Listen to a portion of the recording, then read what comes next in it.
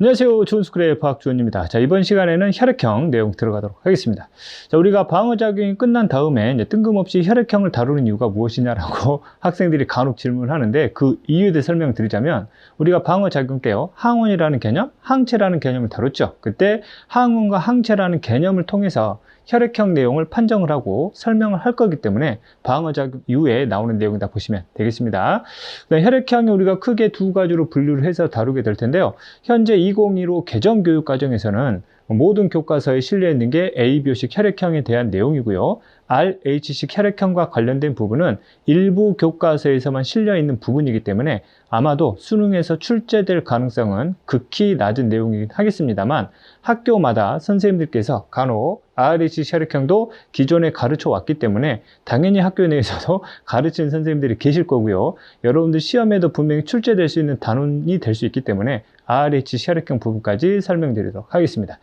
자, 그 다음에 수능에서는요, 혈액형이라는 단원이 단독으로 문제가 나오는 경우는 극히 드뭅니다. 이놈이 우리가 다음 단원에 다루게 될 유전 파트하고 연계돼서 보통 문제가 나오게 되고요. 그 연계되는 내용이 주로 ABO식 혈액형과 관련된 부분이 되겠습니다. 그래서 이 혈액형이 끝나고 유전 파트로 들어가게 되면 우리가 유전 파트와 연결시켜서 혈액형을 판정할 수 있는 방법들도 여러분들이 익혀 두셔야 된다는 점 일단 염두에 두시고 가시면 되겠습니다. 자, 두 가지 혈액형 중에서요, 첫 번째 ABO식 혈액형부터 다루고 가겠습니다. 일단 혈액형을 판정함에 있어서는 우리가 다음 단원에 다루게 될 유전 현상을 통해서 혈액형 판정하기도 하지만 이번 시간에 다루게 될 혈액형의 판정은요, 그 유전 정보를 통해서 실제 드러나는 형질을 바탕으로 해서 혈액형을 판정하는 데 활용을 할 겁니다. 생명과학 2에서 다루는 부분이긴 한데요. 여러분들 몸에는 분명히 특정 유전 정보인 유전자가 들어가 있고요. 이 유전자 중에서 ABO식 혈액형을 결정하는 유전자가 존재를 할 겁니다. 그 다음 이 유전자가 실제로는 뭘 만드는 정보냐면 여러분들 몸에 있는 단백질을 만드는 정보입니다. 그러면 혈액형을 판정하는 데 관여하는 유전자도요, 혈액형을 판정하는 기준으로 쓰게 될 특정 뭐를 만드는 정보였다라는 거지, 단백질을 만드는 정보였다라는 거죠. 되겠습니까? 특히 어디에 위치하는 단백질의 종류를 가지고 혈액형을 판정을 할 거냐 그러면 말 그대로 혈액이잖아요, 혈액. 그럼 혈액을 성분을 나누게 되면 우리가 혈구하고요, 혈장 또는 혈청으로 나누게 되죠. 이때 혈구가 세 종류가 있는데 그 중에서 적혈구, 백혈구, 혈소판 중에서 적혈구를 기준으로 합니다. 적혈구가 가지고 있는 특정 단백질의 종류를 바탕으로 해서 혈액형을 판정하는 기준으로 우리가 활용을 할 거고요. 좀 더 구체적으로 들어가면 적혈구도 분명히 세포 종류이지요. 그럼 세포를 하게 되면 당연히 무슨 말을 가지고 있어요? 그렇죠. 세포막을 가지고 있어야 되고요. 세포막의 주성분이 우리가 원에서는 강조해서 다루진 않지만 주성분이 인지질에다가 사이사이에 뭐가 박혀있니? 단백질이 박혀있죠. 이 단백질의 종류가 바로 곧 혈액형을 판정하는 기준으로 쓰이는 종류가 될 거라고 여러분들 이해하시면 되겠습니다. 자, 그 다음에 세포막의 단백질의 종류 중에서요, 여러 가지 기능을 하는 단백질이 있을 텐데 특히 우리가 앞 단원에서 다뤘던 신분증 역할하는 단백질 있지. 그 단백질 우리가 뭐라 불렀지? 그렇죠. 항원이라 불렀죠. 이해 되겠니? 그래서 적혈구 세포막의 단백질 종류 중에서 항원의 종류가 있죠. 항원. 그럼 이 항원 중에서도 혈액형 판정 기준에 쓰이는 항원이 있습니다. 이 혈액형 판정의 기준에 쓰이는 항원을 우리가 앞으로 뭐라 부를 거냐면 응지번이라 부를 거예요. 됐지? 그래서 이 응지번의 종류를 바탕으로 해서 혈액형을 판정하는 기준으로 쓰이는구나. 그러면 우리가 앞으로 다루게 될 이 응지번도 결국 뭐의 종류였구나? 항원에 대한 종류였구나 라는 걸 여러분들이 인식하고 가시면 되겠습니다. 됐죠? 하나 기억할게요. 혈액형을 판정하는 기준은 적혈구 세포막에 존재하는 응지번, 즉 뭐의 종류다? 항원의 종류를 가지고 우리가 판정을 한다. 이렇게 여러분들이 이해하시면 되겠죠? 자, 그 다음 ABO식 혈액형과 관련된 응지번의 종류는 크게 몇 가지가 있냐면요, 여기는 두 종류가 있습니다. 이해되겠죠? 그래서 이 두 종류 중에서 한 종류를 각각 따로따로 갖는 사람이 있고요, 두 종류를 동시에 갖는 사람이 있고 그 두 종류 중에서도 어느 것도 갖지 않는 사람이 있습니다. 그래서 ABO식 혈액형 같은 경우는 이 응지번에 가지고 있는 종류에 따라서 총 4개를 분류한다는 뜻이에요. 됐어요?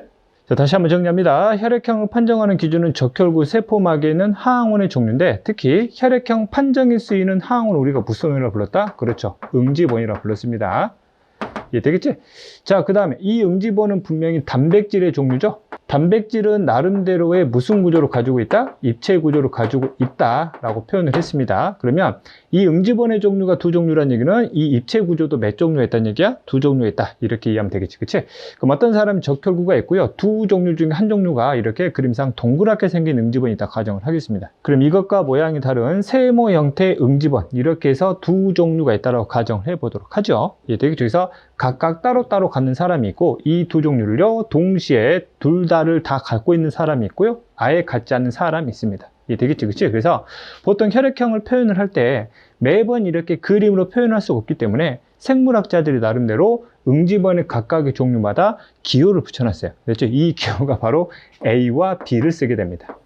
이해되겠지? 그치? 그래서 이 동그란 응집원을 내가 A라고, 이 세모난 응집원을 B라 한번 표현해 보자는 얘기지.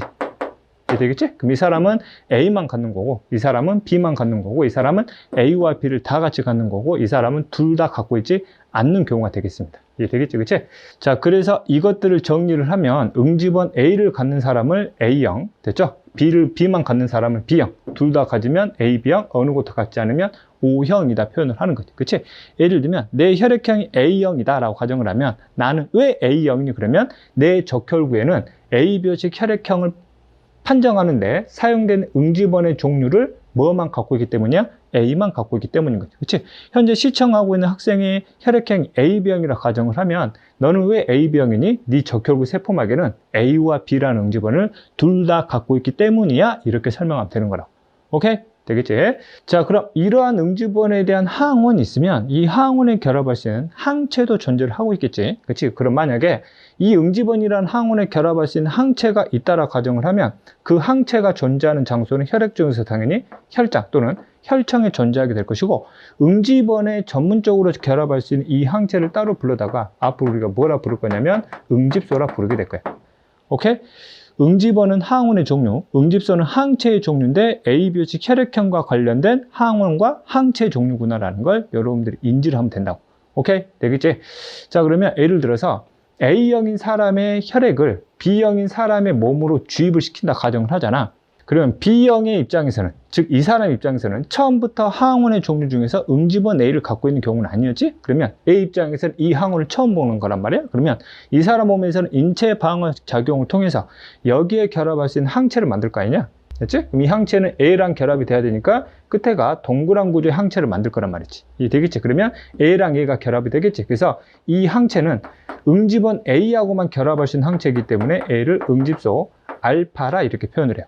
오케이? 되겠지? 그럼 반대로 B형인 혈액을 A형인 사람의 몸에다 집어넣게 되면 이 사람 입장에서는 응집원 B라는 항원을 처음 경험하는 거기 때문에 역시 인체 방어 작용을 통해서 항체를 만들겠지. 응집원 B에만 전문적으로 결합할 수 있는 항체, 즉 응집소를 만들게 되고, 이 응집소를 우리가 뭐라 부르게 되냐면 베타라 부르게 돼. 오케이? 되겠지? 그럼 이 사람의 입장에서 이 사람의 혈액에 만약에 응집소 알파가 만들어지면 무슨 일이 생기니? 라고 물어보게 되면, 이 사람의 혈액에는 응집원 뭐를 갖고 있어? B를 갖고 있는 거지.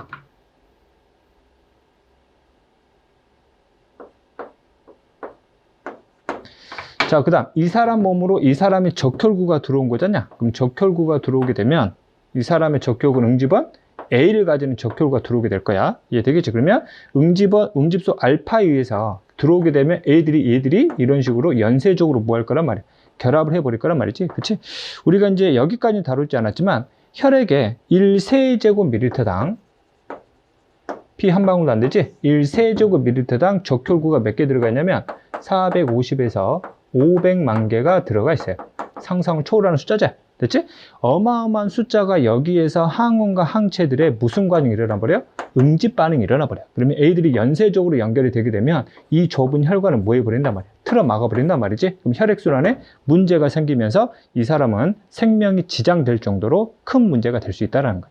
오케이? 되겠지? 그래서 이런 내용이라 표현하시면 되고, 자, 그 다음에 우리가 앞에서 배웠던 부분에 한해서 설명을 드리면, 원래 항체라는 놈은 특정 항원이 들어와야 만들어지는 거잖냐? 근데 ABO식 혈액형과 관련된 응집소인 이 항체는 이 항원의 유입과 관계없이 자연스럽게 태어나면서 만들어져요. 됐지? 이유는 아무도 몰라. 예를 들어서 A형인 사람은 응집원 A를 갖고 태어나면서 동시에 모두 같이 갖고 태어나냐면 응집소 베타도 같이 만들어서 출산하게 된다. 여러분들 이렇게 이해하면 되는 거예요. 오케이? 되겠지? 자, B형인 사람은 응집원 B를 가지면서 동시에 응집소 알파를 갖고 동시에 태어난다. 이렇게 보시면 되겠지? 이유는 아무도 모른다. 오케이? 되겠지? 자, 그러면 A, B형인 사람은 응집소 알파나 베타 중에 하나라도 가져버리면 이 사람은 이런 응집 과정을 통해서 생명의 위협을 받을 수도 있겠지. 그러면 안 되기 때문에 이 사람 같은 경우는 어느 응집원도 만들지 않아요. 오케이? 만들어서 큰일 나겠지. O형 같은 경우는 알파나 베타를 가져도 되고 안 가져도 돼도 상관이 없지.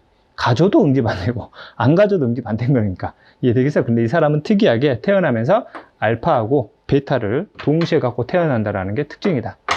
자, 그래서 이 틀을 여러분들 반드시 꼭 뭐 해두셔야 돼? 그렇지. 외워놓으셔야 돼. 오케이? 이걸 바탕으로 해서 응용된 문제들이 많이 나올 거야. 자, 다시 한번 정리하고 가자. 자, 혈액형을 판정하는 기준은 다시 한번 적혈구 세포막에 존재하는 항원의 종류인 응집원의 종류를 갖고 판정을 하고 A별식 혈액형을 결정하는 응집원의 종류는 두 가지. A와 B가 있다. 그래서 A만 같냐, B만 같냐, A와 B를 동시에 같냐, 하나도 같지 않느냐에 따라서 혈액형이 판정이 되는 거고 이 응집원에 결합할 수 있는 항체를 우리가 응집소다라고 표현을 하게 되는데 이 응집소의 종류도 두 가지, 알파와 베타가 있지. A형은 베타를 갖고 태어나고 B형은 알파를 가지고 태어나고 AB형은 어느 응집소도 갖고 태어나지 않고 O형은 알파와 베타를 모두 가지고 태어난다. 이렇게 보시면 된다고. 됐지? 자, 그 다음 혈액 원심 분리 결과를 한번 살펴보도록 할게. 자, 혈액을 이와 같이 시험관에 담아 가지고 사정없이 돌리지. 돌리게 되면 혈액 성분 중에서 무거운 거는 이쪽으로 밀려 내려올 거야. 오케이? 이 밀려 내려온 게 바로 혈구야. 그래서 혈액을 원심 분리시키게 되면 밑으로 가라앉는 게 뭐다? 혈구가 되는 거고 위에 떠 있는 걸 우리가 혈장 또는 혈청이다 부르게 되는 거지. 이해되겠지? 그럼 적혈구가 존재하는 위치는 당연히 아래에 존재를 하게 되는 거고, 됐지? 그럼 적혈구에 바로 뭐가 존재하는 거냐? 응집원이 존재를 하는 거지. 오케이? 그럼 이 응집원에 관련된 응집소도 이 사람이 갖고 있다라면 이 응집소는 당연히 어디에 존재하겠니? 여기 혈장 또는 혈청에 존재를 하겠지. 그래서 바로 여기에 바로 응집소가 존재한다라는 거. 오케이? 그러면 이 사람이 만약에 무슨 형이라 가정을 하자. A형이라 가정을 하자. 그러면 이 사람의 응집원 A는 아래쪽에 존재를 하게 될 것이고 그 다음에 이 사람은 당연히 응집소 베타를 갖고 있을 텐데 이 베타는 당연히 여기 위쪽에 존재할 것이다. 이렇게 우리가 추정해 볼 수 있는 거지. 되겠지? 자, 그 다음에 어떤 사람이 B형이라 가정을 할게요. 그럼 이 사람은 왜 B형이니? 그러면 응집원 B를 갖고 있는데 그 응집원 B가 바로 적혈구에 있으니까 바로 아래쪽에 가라앉아 있을 것이고 여기에 응집소는 알파를 갖고 있을 텐데 이 알파는 바로 혈장 또는 혈청이 존재할 것이다. 이렇게 보면 되는 거지. 됐지?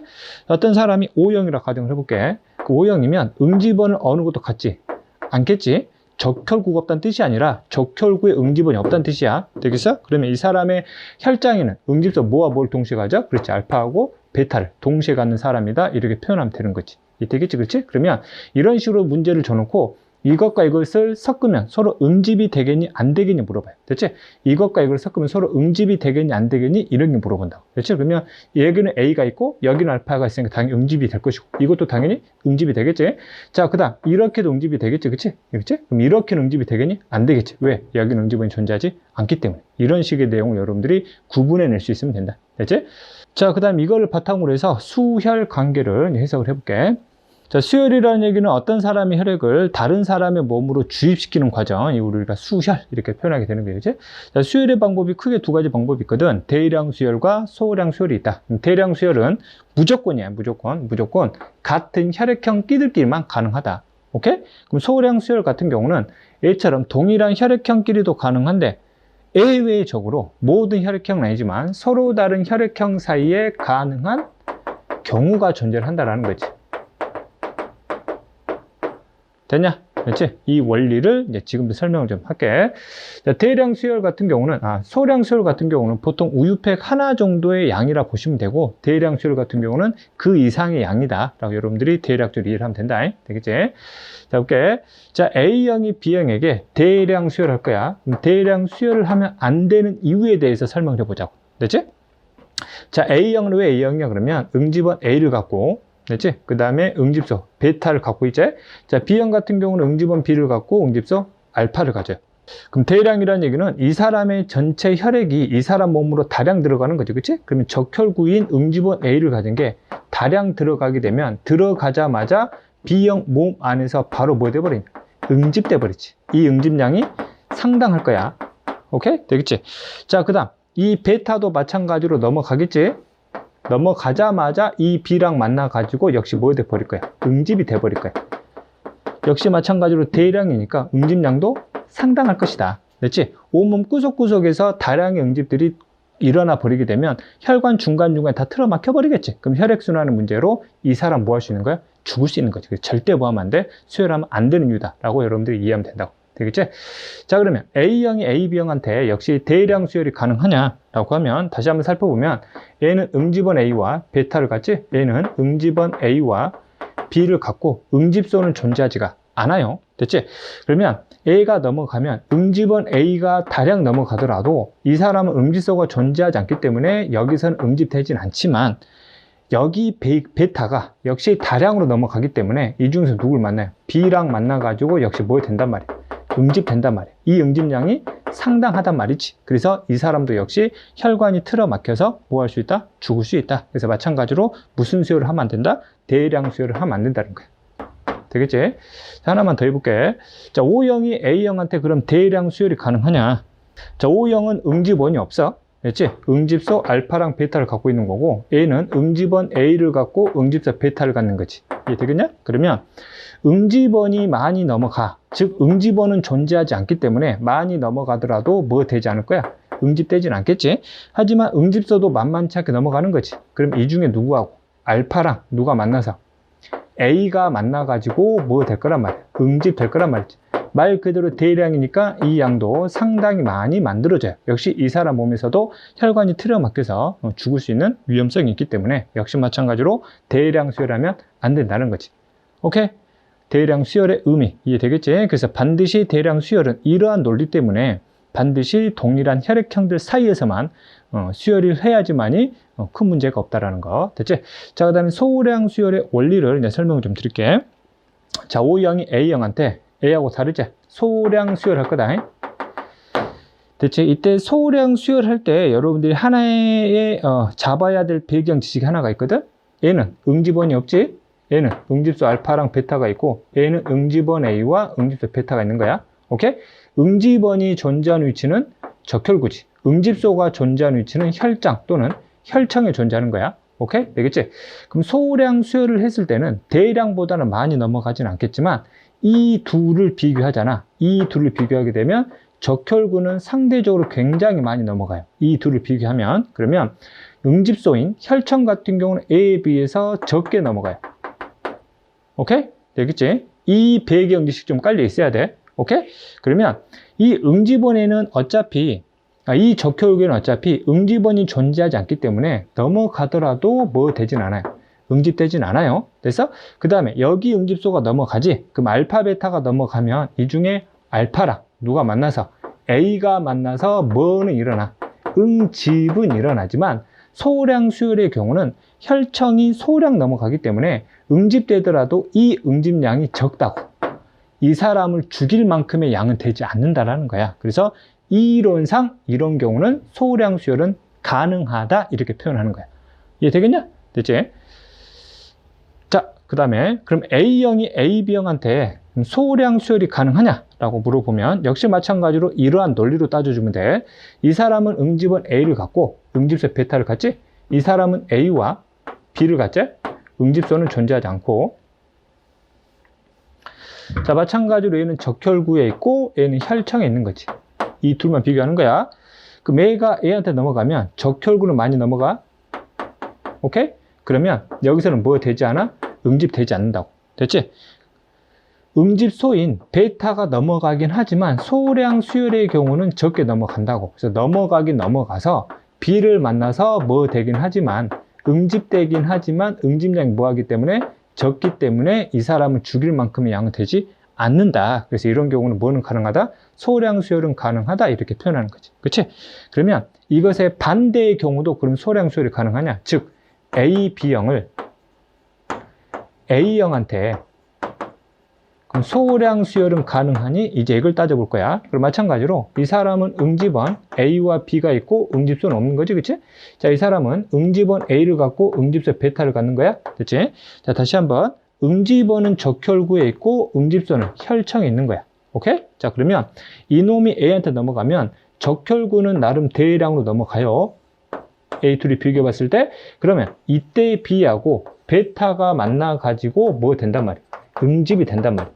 이 응집량이 A가 넘어가는 것보다 훨씬 많은 양이 응집이 돼서 이 사람을 죽일 만큼의 양이 충분히 될 수가 있다는 얘기지. 그래서 이것만으로도 소량 수혈은 안 된다. 이렇게 표현을 하게 된다. 됐지? 물론 여기에서는 A가 넘어가서 A는 응집소가 없기 때문에 A랑 만나더라도 뭐 되진 않아. 응집되진 않지. 결국에는 나머지 이놈에 의해서 이 사람 입장에서 응집량이 많이 형성돼서 생명을 위협할 만큼의 양이 되느냐 안 되느냐에 따라서 소량 수혈의 가능성 여부를 판단하면 되는 거야. 오케이? 되겠지? 좀 더 빠르게 판단해 볼게. 좀 더 빠르게. 소량 수혈이 가능한지 안 가능한지는 여러분들이 뭐만 가지고 판단하냐면 애가 주는 자고 애가 받는 자지. 받는 자. 그럼 주는 자는 응집원만 생각을 하세요. 받는 자는 응집소만 생각하라고. 응집원이 넘어가서 응집소를 만났는데 응집되지 않는다. 그러면 이런 경우는 뭐는 가능하다? 소량 수혈은 가능하다. 이렇게 표현하는 거야. 오케이? 좀 더 빨리 판단하는 거야. A는 반대지. A가 주는 자고 A가 받는 자야. 그러면 주는 자의 응집원 A, B가 있지. 받는 자의 응집소 베타가 있지. 서로 가서 만나면 응집되겠지. 이런 경우는 소량 수혈하면 된다 안 된다? 안 된다고. 오케이? 되겠지? 자, 이렇게 해서 수혈 관계를 따져보게 되면 이런 식의 그림이 나와요.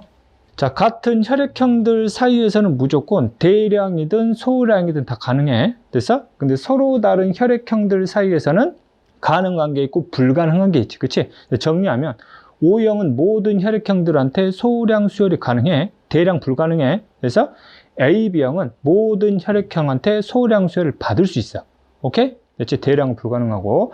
자, 마찬가지로 소량은 화살표 방향이 한 방향으로만 정해져 있지. 예를 들면 이 방향으로는 소량 수혈이 안 된다라는 거. 오케이? 그래서 그림상 보시면 이제 실선으로 표현한 게 있고 점선으로 표현한 게 있잖아. 실선들은 대량, 소량 다 가능하다는 뜻이고 점선들은 소량만 가능한 관계다. 여러분들이 이렇게 이해하면 된다고. 되겠지? 근데 실제 이 단어는 수혈 관계를 분석하는 내용보다는 혈액형을 판정할 수 있느냐가 더 중요한 내용이다. 되겠지? 자, 그 내용을 살펴보도록 할게요. 여러분들 교재 150쪽. 됐지? 자, 혈액형을 판정하는 방법은 두 가지 방법이 있는데 첫 번째, 혈액형을 결정하는 유전자를 직접 검사하거나 그 다음에 그 유전자로부터 실제 만들어진 응집원의 종류를 조사하는 두 가지 방법이 있는데 병원에서는 혈액형을 판정하는 시간이 굉장히 짧아야 되지. 순식간에 판정을 시켜줘야 될 필요성이 있기 때문에 유전자를 검사하기에는 시간이 너무 오래 걸려요. 그래서 그 유전자로부터 실제 만들어진 응집원의 종류를 빠르게 분석하는 걸 여기서 다루게 되는 내용이다. 이거야. 응집원의 종류를 뭐를 갖고 있느냐. 됐지? 자, 응집원의 종류를 검사하는 방법은 항원, 항체 반응 여부를 통해서 응집원의 종류를 빠르게 판정할 수 있다. 됐지? 원리는 굉장히 간단하다. 자, 어떤 시약병이 있어요. 시약병이. 됐지? 자, 첫 번째 파란색 시약병이 있고 그 다음에 노란색 시약병이 있는데 이 두 시약병은 공통적으로 면역 혈청 종류. 여기에는 뭐가 들어가 있다는 얘기냐? 항체만 보유하고 있는 시약병이란 얘기죠. 이 항체 중에서도 당연히 무슨 소만 보유하고 있어요? 응집소만 보유하고 있다. 됐지? AB식 혈액형과 관련된 응집소가 두 종류 있지. 뭐 알파랑 베타가 있어. 이해되겠지? 그치? 자, 첫 번째 시약병 파란색에는 뭐가 들어가 있냐면 응집소 알파가 들어가 있는 거고. 됐어? 자, 두 번째 시약병 같은 경우는 어떤 응집소가 들어가 있냐면 베타만 들어가 있는 시약병. 오케이? 되겠지? 그럼 알파하고 베타만 들어가 있는 시약병을 어떻게 만들어냅니까? 그러면 우리 인간들은 A형은 베타를 무조건 가지고 있지. B형은 무조건 알파를 가지고 있지. 그럼 적십자에서 A형인 사람과 B형인 사람으로부터 혈액을 받아가지고 그 혈액 속에서 뭐만 추출하는 거야? 알파랑 베타만 따로따로 추출해서 이 시약병에다 담아 놓는 거야. 그럼 이 담아진 시약병을 적십자는 어디다 팔어? 병원에다 팔어. 그럼 병원에서는 이 두 시약병을 바탕으로 해서 응급 환자들의 혈액형을 판정하는 데 활용을 하게 된다고. 오케이? 되겠지? 자, 간단한 방법은 어떤 유리판을 준비해요. 유리판에다가 각각의 면역 혈청 여기다 떨어뜨린다고. 됐지? 그럼 떨어뜨린 곳에다가 응급환자의 혈액을 섞어가지고 응집 여부를 통해서 이 사람의 혈액에는 응집은 어떤 종류가 있네. 그러면 얘는 혈액형이 뭐겠네? 이렇게 판정하는 거라고. 자, 내용 한번 볼게요. 자, 파란색에는 뭐가 있다? 알파가 있고, 됐지? 노란색에는 뭐가 있다고? 베타가 들어가 있다고. 그럼 각각의 면역 혈청마다 이름이 있는데 이 이름 붙이는 거는 이따 설명을 드릴 거고, 일단 혈액형 판정하는 원리부터 한번 살펴보자고. 되겠지? 이 유리판에다가 알파 용액과 베타 용액을 각각 떨어뜨려. 되겠지? 다시 한번. 여기는 알파만 존재하는 거고, 여기는 지금 베타만 존재하는 용액이다 라고 보시면 되겠지? 자, 응급환자가 있어요. 그럼 응급환자의 혈액을 여기다가 각각 뭐 해보는 거예요? 각각 섞어보는 거지. 됐지? 이렇게 섞어가지고 이놈들을 이쑤시개 같은 걸로 막 휘저어요. 휘저게 되면 응집되는 게 있고 응집이 안 되는 게 있어요. 그 응집되는 건 어떻게 보이냐면 이렇게 안에 뭔가가 좀 덩어리화 되는 것들이 이제 보여지는 거죠. 여기는 덩어리화 된 게 보여지지 않아요. 그래서 얘는 응집이 된 거야. 얘는 응집이 안 된 거야. 이해 되겠지? 그치? 그럼 봐. 알파가 있는 면역 혈청과 이 사람의 혈액을 섞었던 응집됐다는 얘기는 이 사람의 적혈구에는 응집은 뭐가 있다는 얘기. A가 분명히 있다라는 걸 확인하는 작업이라고. 되겠어? 근데 여기는 응집되지 않았지. 즉 여기는 분명히 베타가 있지만 이 사람의 혈액을 섞었는데도 불구하고 응집되지 않았다는 얘기는 이 사람의 적혈구에는 뭐는 존재하지 않는구나. B는 존재하지 않는 A만 갖는 사람이구나. 그래서 이 사람은 응집원 A를 갖기 때문에 이 사람은 혈액형이 무슨 형이겠구나. A형이겠구나. 이렇게 빠르게 판정하는 거지. 오케이? 아주 심플하죠? 자, 그러면 이 환자의 입장이다. 그럼 이 환자 입장에서 여기가 혈장 또는 혈청이 되겠지. 그럼 이 사람은 A형이니까 이 혈청에는 응집소 뭐를 가지고 있겠냐? 그렇지. 이 사람은 베타를 가지고 있겠네. 이렇게 우리가 더 추정해 볼 수 있는 거지. 되겠어? 할 수 있겠지? 자, 그 다음 또 다른 응급 환자를 역시 마찬가지로 동일하게 떨어뜨리고 섞었더니 여기는 응집됐지만 여기는 응집이 안 됐어요. 즉 알파랑은 응집이 안 됐고 베타랑 응집이 됐지. 그러면 이 사람의 적혈구에는 A는 없다는 뜻이고 뭐는 확실히 갖고 있어? 응집원 B는 확실히 갖고 있는 사람이니까 이 사람 무슨 형이 되겠구나? B형이 되겠네. 이렇게 판정하는 거야. 되겠어? 자, 그 다음 세 번째. 어떤 사람이 혈액을 역시 동일한 방법으로 떨어뜨려서 섞어봤더니 둘 다 응집됐네. 즉 알파하고도 응집이 됐고 베타하고도 응집이 됐다는 뜻은 이 사람의 적혈구에는 모두 가지고 있어? A도 갖고 있고 B도 다 같이 갖고 있는 사람이구나. 그럼 이 사람은 무슨 형이 되겠냐? AB형이 되겠네. 이렇게 판정하는 거지. 오케이? 되겠지? 마지막으로 어떤 사람이 혈액을 역시 똑같은 방법으로 처리했더니 둘 다 응집이 안 됐어요. 둘 다 응집이 안 됐어요. 즉 알파와도 응집 안 됐고 베타와도 응집 안 됐다는 얘기는 이 사람의 적혈구에는 A도 없고 B도 없는 사람이니까 무슨 형이 되는구나? O형이 되는구나. 이렇게 판정하는 거지. 예, 되겠지? 그치? 그러면 각각의 혈액 속에 혈청 속에 응집소를 우리가 한번 역시 추정을 해볼게요. 그럼 이 사람은 B형이잖아. 그럼 이 사람은 응집소 뭐를 가져요? 알파를 가지고 있겠지. 그치? 이 사람은 AB형이니까 이 사람 응집소에는 알파나 베타가 전혀 존재하지 않을 것이고 이 사람 O형이니까 이 사람 혈장 또는 혈청 속에는 알파와 베타를 모두 가지고 있는 사람이겠네. 이렇게 우리가 또 판정할 수 있는 거예요. 자, 그러면 여기에서 여러분들이 잡아야 할 내용이 있어요. 뭘 잡아야 되냐 그러면 그럼 이 각각의 면역 혈청을 무엇이라 부를 거냐 이거야. 이게 이제 문제에서 여러분들이 구분해야 될 내용이다. 잘 봐. 적십자에서 알파는 어떻게 만든다 그랬지? 혈액형 B형인 사람의 혈청으로부터 알파를 추출해서 만든 거지. 이해되겠어? 알파는 B형인 사람의 혈청 속에서 뽑아낸 거구나. 그래서 얘를 B형 혈청이라 불러요. 이 베타는 A형인 사람으로부터 베타를 뽑아낸 거지. 오케이? 그래서 이 사람은 A형에 있는 혈청으로부터 뽑아낸 응집소 베타네. 그래서 A형 혈청이라 불러요. 이해되겠어? 그러면 이 두 시약병이 바로 혈액형을 판정하는 기준으로 쓸 두 시약병이 될 거잖냐? 그 중간에다가 뭘 붙여주냐면 표준이란 말을 붙여요.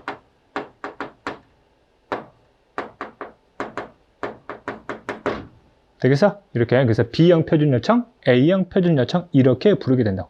그래서 자, 그런데 적십자에서 라벨을 B형 혈청 붙여놓고 A형 혈청 붙여놔버리면 간호사나 의사들 입장에서는 혈액형을 판정을 아주 긴급한 상황에 실수할 수 있지. 즉 얘는 B형 혈청이 응집이 되고 A형 혈청이 응집이 안 됐으니까 무슨 형이야? A형이야. 이 이니셜 자체가 헷갈려 버릴 수 있다고. 그래서 자칫 잘못하면 혈액형을 오판할 수 있다고. 그래서 적십자에서 병원에다가 이 혈청을 팔 때는 이 라벨지에 이름을 살짝 바꿔서 팔아요. 좀 구분하기 편하게. 그래서 뭐로 바꿔버리냐면 이 B형 혈청을 A형과 B형을 서로 반대로 보거든. 그래서 얘를 B형 혈청이 아니라 항 A 혈청이라 불러버려요. A는 항 B 혈청이라 불러요. 그래서 이런 개념들이 헷갈리는 거야, 애들이. 됐지? 정확히 구분해. 항 A 혈청에는 알파가 있고 항 B 혈청에는 베타가 있는 거야. 오케이? 병원에다가 이렇게 라벨을 해서 팔면 이 혈액형의 판정 원리를 몰라도 이니셜만 일치시키면 바로 혈액형 판정 돼버린다고. 그래서 항 A 혈청만 응집돼서 항 B 혈청 응집 안 돼서 A형 혈청, 항 A 혈청 응집, A형이구나. 그래서 항 B 혈청만 응집됐네, B형이네. 항 A 혈청과 항 B 혈청 둘 다 응집됐네, AB형. 그래서 둘 다 응집 안 됐네, O형. 훨씬 빠른 속도로 정확하게 판단할 수 있는 거지. 이해되겠죠? 그래서 시험에서도 B형 표준 혈청이나 A형 표준 혈청이라는 말보다는 항 A 혈청이나 항 B 혈청에 대한 개념을 더 많이 써서 문제가 나올 거야. 근데 간혹 가다가 학교 선생님들이 이 개념을 안 쓰고 가끔 이 개념을 써요. 헷갈리게 해서 틀리게 하는 경우가 있기 때문에 문제 푸실 때 혈액형 판정과 관련된 내용이 나오게 되면 혈청의 이름을 잘 구분하시라고. 오케이? 되겠지? 그럼 그 안에 들어가 있는 응집소의 종류를 내가 구분할 수 있다면 이런 혈액형 판정 정도는 쉽게 할 수 있을 거다. 됐지? 자, 여러분들 교재 151쪽부터 나와 있는 내용은 혈액형과 관련된 좀 고난이도 문제를 위한 기본적인 내용인데 이 내용은 다음 강의에 설명을 드릴 거고 우리 쭉 넘어가서 혈액형의 마지막 내용 RH 혈액형을 마무리하고 그 다음에 다음 시간에 이 내용 들어갈게. RH식 혈액형도 마찬가지로 적혈구 세포막의 응집원의 종류를 바탕으로 역시 혈액형을 판정한다라는 원리는 똑같아. 오케이? 근데 주의할 점은 AB식 혈액형에 관여되는 응집원의 종류와 RH식 혈액형에 관여되는 응집원의 종류는 서로 당연히 다른 종류여야 돼. 오케이? 일단은 별개로 생각하면 된다. 이때 RH식 혈액형과 관련된 응집원의 종류는 몇 가지가 있냐면 한 가지만 있어. 그래서 이 한 가지를 갖느냐, 갖지 않느냐. 그래서 RH식 혈액형은 세부적으로 두 가지로 분류가 돼요. 그래서 이 응집원을 갖고 있는 사람을 RH 플러스라 부르고 이 응집원을 갖지 않는 사람을 RH 마이너스라 불러. 오케이? 되겠지? 그래서 이 응집원은 결국 한 종류밖에 없기 때문에 이 한 종류를 뭐라 부르냐면 RH 응집원이라 불러. 되겠지? 원래 이 RH식 혈액형 어원을 보면 이 RH 어원이 바로 어떤 뜻이냐면 붉은 털 원숭이의 어원을 딴 거거든? 그러면 이 응집원의 종류가 붉은 털 원숭이하고 뭔가 관계가 있다는 뜻이 되겠지, 그치? 이 붉은 털 원숭이가 레수스 몽키라 그래가지고 이 RH를 딴 거야. 오케이? 자, 붉은 털 원숭이의 적혈구는 역시 항원이 존재를 하겠지? 예를 들면 이 네모난 항원이다 가정을 할게요. 오케이? 되겠지? 우리 인간도 적혈구에 존재하고 있는 항원의 종류를 보니까 이 붉은 털 원숭이가 가지고 있는 그림상 네모난 구조의 항원을 똑같은 걸 갖는 사람이 있더란 얘기. 오케이? 근데 어떤 경우는 없는 사람도 있더란 말이지. 됐지? 붉은 털 원숭이는 이 응집원, 즉 이 항원은 100% 보유를 해요. 그런데 우리 인간은 이 응집원을 100% 보유하는 게 아니야. 갖는 사람이 있고 갖지 않는 사람이 있다. 즉 붉은 털 원숭이가 가지고 있는 적혈구에 있는 응집원하고 똑같은 응집원을 갖는 사람, 그렇지 않는 사람. 오케이? 그래서 갖는 사람 우리가 RH 플러스형, 갖지 않는 사람을 RH 마이너스형 이렇게 표현하는 거라고. 되겠지? 자, 그러면 이 응집원에 결합할 수 있는 당연히 뭐도 있겠냐? 항체도 존재를 하겠지. 그럼 이 항체는 당연히 어디에 존재해야 돼? 혈장 또는 혈청에 존재를 해야 되고 이 항체를 A랑 결합할 수 있으니까 무슨 소라 부르면 돼? 응집소라 부르면 되겠지.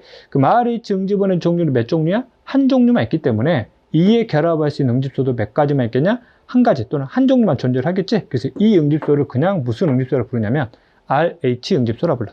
오케이? 항체 종류라는 거. 그럼 이 RH 응집소는 RH 뿌레스형을 만들지 않겠지. 왜? 자신이 원래 가지고 있는 항원의 종류에 대한 항체를 만들 이유가 없잖아. 오케이? 그러면 이 RH 응집소 같은 경우는 누가 만들 수 있냐면 RH-형이 만들 수 있다. 즉 무슨 말이냐면 RH 플러스형의 적혈구를 RH-형 사람의 몸으로 집어넣어 버리게 되면 이 사람 입장에서는 새로운 항원이 들어오는 거지. 그럼 이 새로운 항원에 대한 방어 작용 결과 항체, 응집소, RH 응집소를 만들게 되겠지. 그럼 이 RH 응집소는 마찬가지로 이 형태가 A랑 결합할 수 있는 이런 구조가 된다는 얘기야. RH 응집소. 근데 A교식 혈액형과 좀 차이가 있는 거는 A교식 혈액형과 관련된 응집소는 혈액형들마다 그 항원이 들어오지 않았음에도 불구하고 자연스럽게 만들어서 갖고 태어난단 말이지. 그런데 RHC과 관련된 RH 응집소는 처음부터 갖고 태어나지 않아요. 즉 RH 응집소를 만들 수 있는 사람 누구야? RH-형만 만들 수 있는데 이 사람이 태어날 때 RH 응집소를 갖고 같이 태어나지 않는다고. 얘는 처음부터 이걸 갖고 태어나지 않는다고. 오케이? 그러면 RH-형은 이 RH 응집소를 갖고 있지 않는 상태에서 이 사람에게 이 응집소를 만들게 하고 싶다 그러면 이 사람의 RH 응집원을 A한테 집어넣어 주게 되면 이 사람 몸에서 자연스럽게 이걸 만들어낸다는 거야. 됐냐? 이렇게. 다시 한번 정리할게.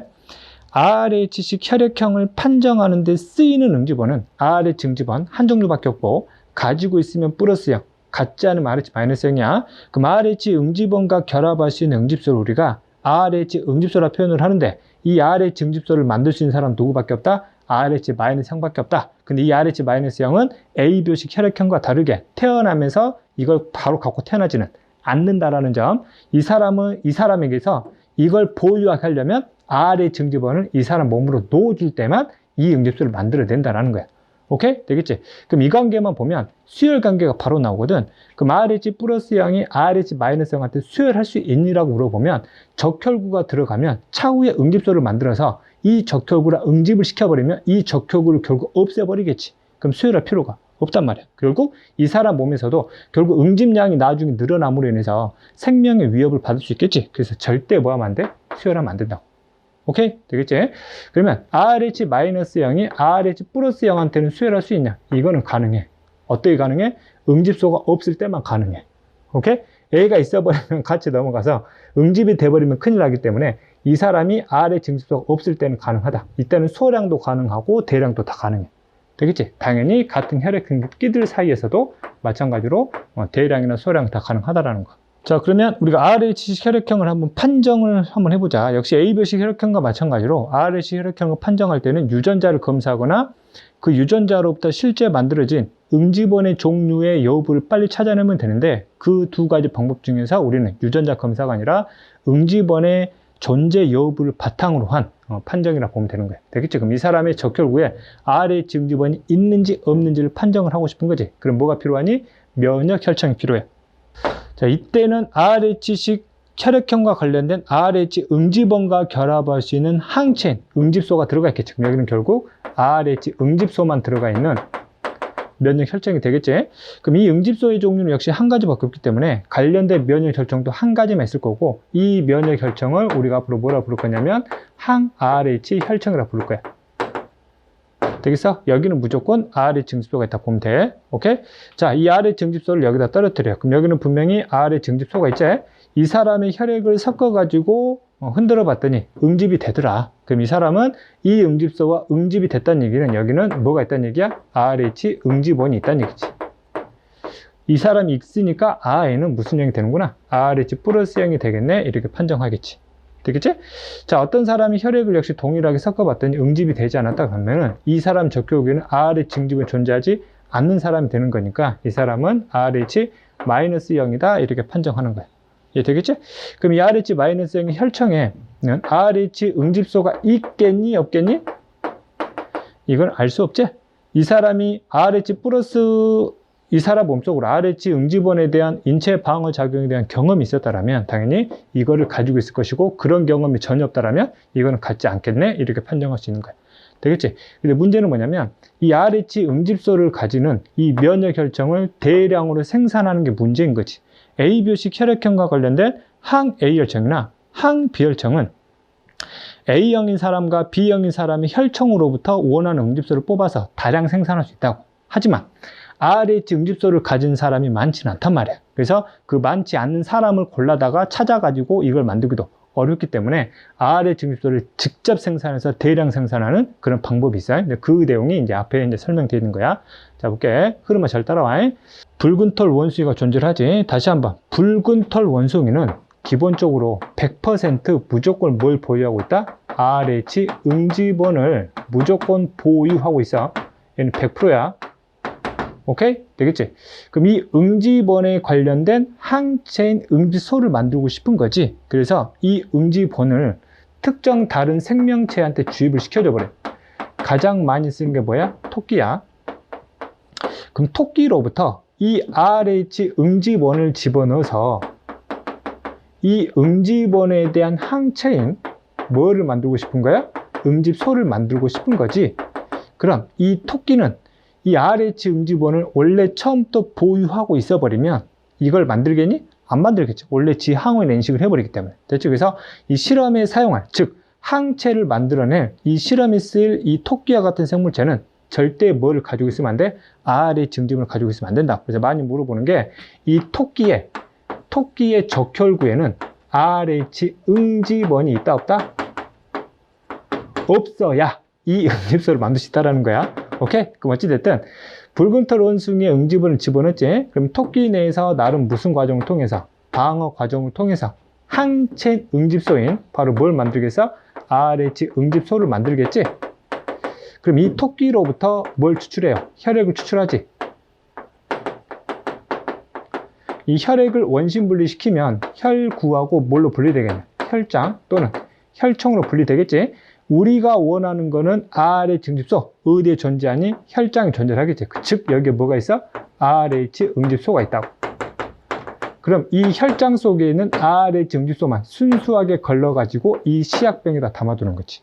됐지? 그러면 이와 같은 과정을 통해서 다량의 뭘 만들어낼 수 있다? RH 응집소를 만들어낼 수 있다라는 거. 오케이? 되겠지? 그러면 여기에 나오는 생명체가 크게 4개지? 원숭이 나오고 토끼 나오고 그 다음에 RH식 혈액형을 판정할 수 있는 사람이 나와요. 예를 들면 내가 이 사람을 철수라 그러고 이 사람은 내가 0이라 해볼게요.